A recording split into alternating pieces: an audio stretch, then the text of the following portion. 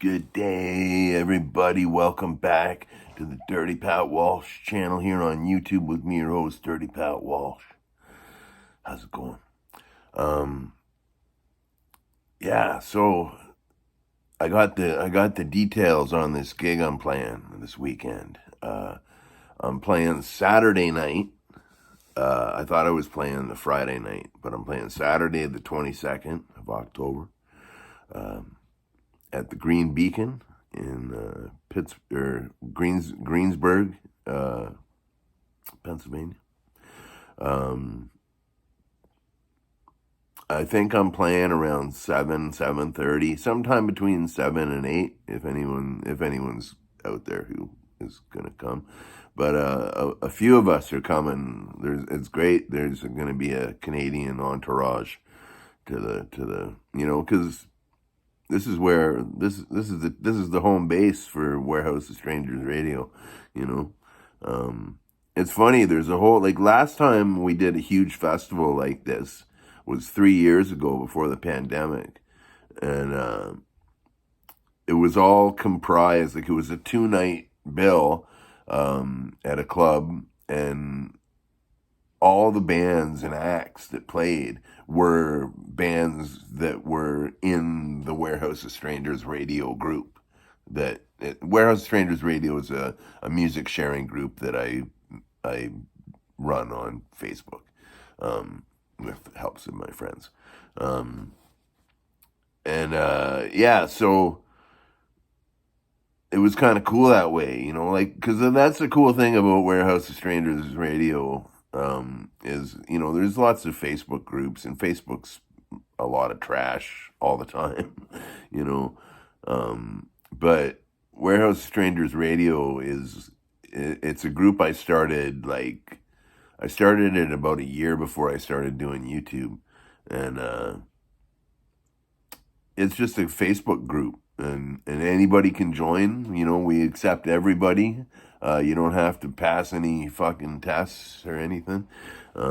Sorry for my language. I'm trying not to cuss so much these days. But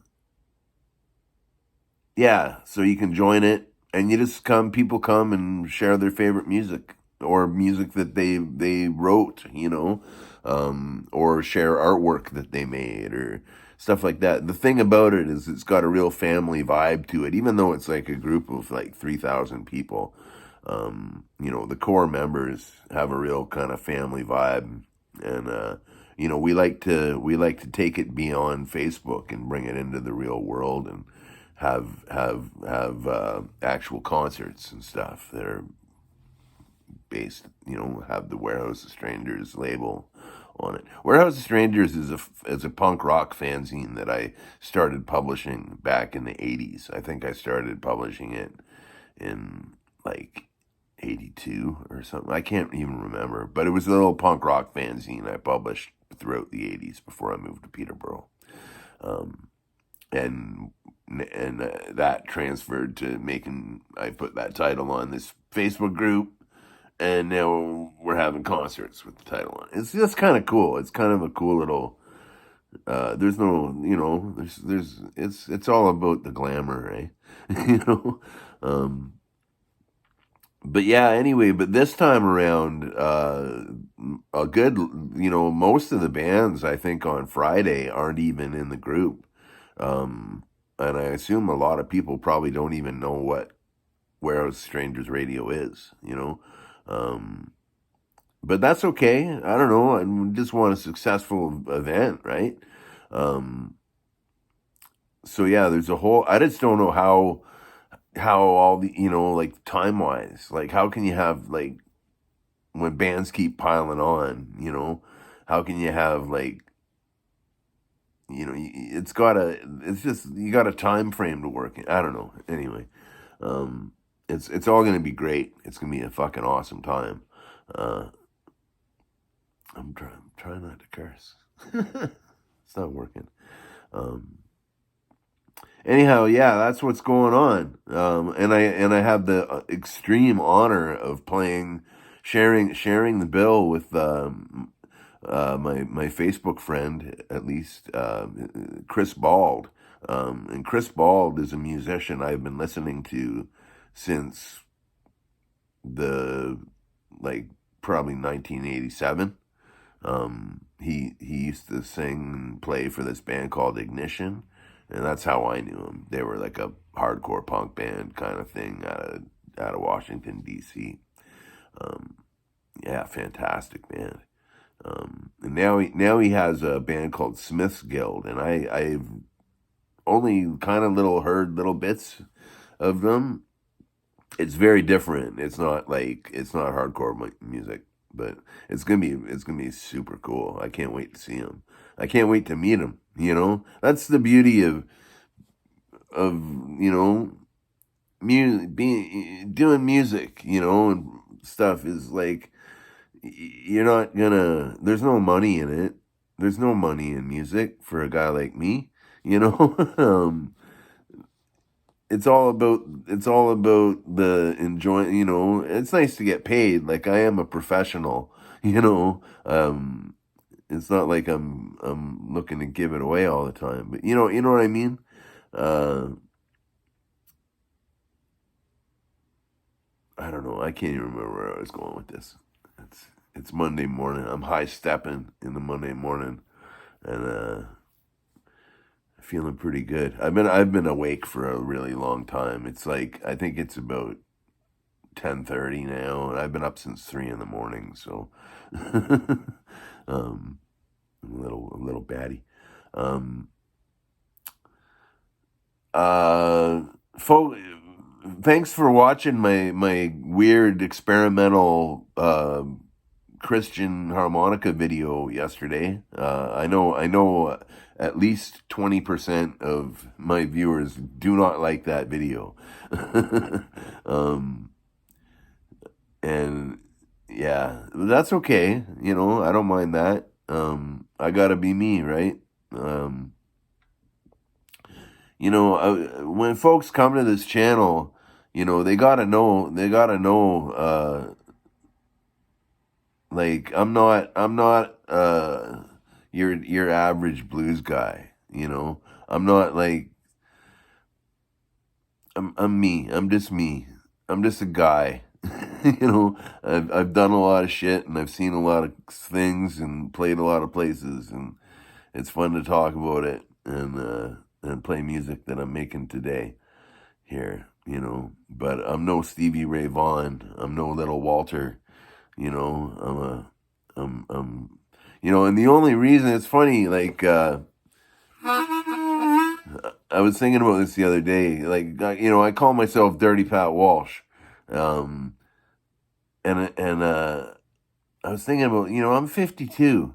Like, I don't need the nickname anymore. That was fun when I was in my 20s and stuff, but it's just something like everybody, all my good friends around town call me Dirty, because it's the thing that's happened for the last 30 years. It's just how people know me around here. But professionally speaking, I used to just label my record. When I say, like, when you go to Spotify to look for my music or whatever, look up both Patrick Walsh and Dirty Pat Walsh. Because, I used to release everything under my name, Patrick Walsh, but there's a more famous and music that I really can't stand, Patrick Walsh out there, and our stuff gets lumped together, and I really just want to distance myself from. He's much more successful, and God bless him. That's great. It's not like I have anger or anything against the guy. It's just I don't want people thinking that that's me, or vice versa. I'm sure he doesn't want people thinking I'm him. Anyway, I'm kind of going off this morning. I found this old Suzuki harmonica that I bought. Suzuki, I've been playing these lately. I was buying these these are a great, like when I had a little while before the pandemic where I was teaching harmonica out of the music store here, and you know, my first rule of harmonica class was you had to have a playable instrument. Like you couldn't, like it's you know, you can't come to, like it just you had to have something that actually worked. Like it couldn't be like a blues band or you know, like a toy harmonica. You know, you had to have a real playable harmonica. And I always pumped up these two harmonicas, the Suzuki Harp Master and the Suzuki Blues Master. And these are both fantastic $45 harmonicas. That's how much they cost here anyway.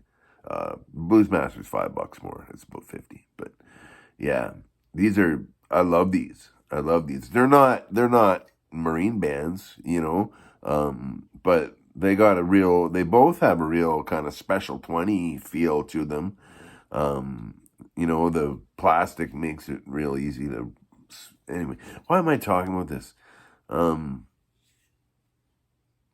Yeah, I've been digging these harps lately. I just found a few that I used to use. I bought them for playing in I Am Made of Fire, this band I was in a few years ago. Because, whatever. Anyhow, that's the little bit of harmonica music at the front of this video is on this Suzuki Blues Master in the key of A. Yeah. Anyhow, I know my vlogs are people downvote my vlogs a lot as well. I'm really looking deep into my analytics now that I have like people like a larger audience. You know, it's interesting to see. Uh, it's interesting to see. But y'all gotta know that I'm just gonna be me, and that's how it goes. But I really appreciate you all watching. Thanks a lot for your comments and subscribing, and yeah, I'm thrilled you're all along for my ride here, and yeah. So God bless you and stay free and be well, and I'll see you next video. Bye now.